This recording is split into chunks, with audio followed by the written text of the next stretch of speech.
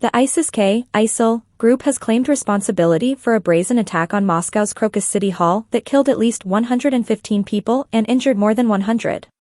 The prosecutor's office said several men in combat fatigues had entered the concert hall, about 20 kilometers, 12 miles from the Kremlin and next to the Moscow Ring Road, and fired on those inside. Russian media chief publishes unconfirmed video of suspects' interrogation. Margarita Simonyan, head of the Russian state-controlled RT news outlet, has published a 3-minute video on Telegram that purportedly shows one of the Moscow attack suspects being interrogated.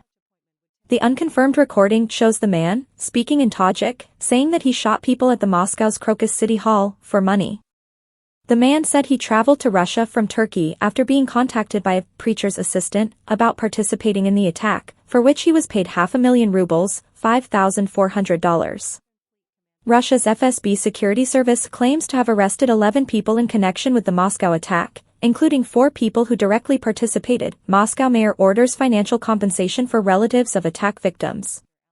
Moscow Mayor Sergei Sobyanin has signed an order to compensate family members of those killed in the Moscow attack, reports Russia's Kommersant newspaper. The order said relatives of those killed would receive 3 million rubles, $32,500, in compensation, according to the order cited by the newspaper.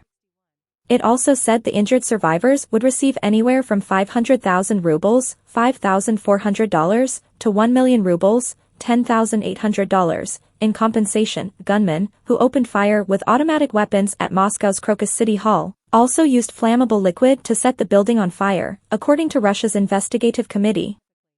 As we reported earlier, the fire took hours for rescuers to put out and caused the concert hall's roof to collapse. Russia received an intelligence warning from the U.S. about potential attacks in Moscow, but the information did not contain specifics, a Russian security source has told Russia's RIA Novosti news agency.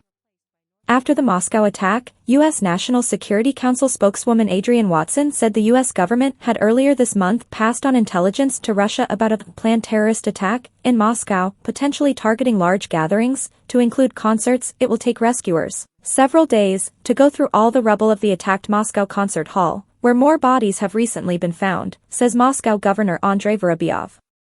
Rescuers are working at the site of the tragedy round the clock. The work will continue for at least several more days, said Vorobyov in a post on Telegram.